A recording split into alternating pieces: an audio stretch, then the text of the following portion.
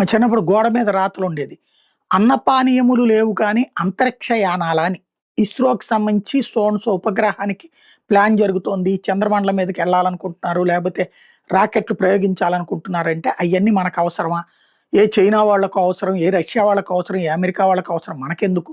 మనకిక్కడ అన్నపానీయాలే లేవు. వాళ్ళందరూ అక్కడేమో కడుపు నిండా తినేసి పొట్టక చెక్కలయ్యేలా బతికేస్తున్నారన్నటువంటి కోణంలో ఇక్కడ వీళ్ళు ఫీల్ అయ్యేవాళ్ళు. ఇక్కడ కమ్యూనిస్టులు అట్లాంటివి రాసేవాళ్ళు.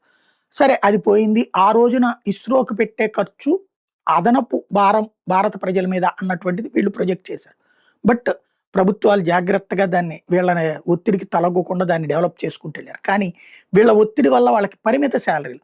అమెరికాలో నాసా వాళ్ళ సాలరీ, ఇక్కడ మన ఇస్రో వాళ్ళకి సాలరీ చెక్ చేస్తే అస్తమ శశాంకం తేడా ఉంటది. అక్కడ ₹10,00,000 ఇస్తే ఇక్కడ ₹1,00,000 ఇస్తారు.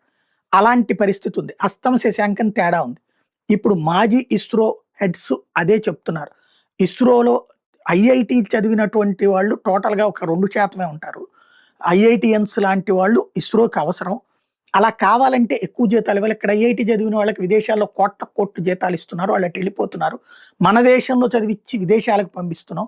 మన ఇస్రో లాంటి చక్కని మనం పెట్టుకుంటే వాళ్ళేమో నాసాలకు వెళ్తున్నారు. ఇతర దేశాలకు వెళ్తున్నారు.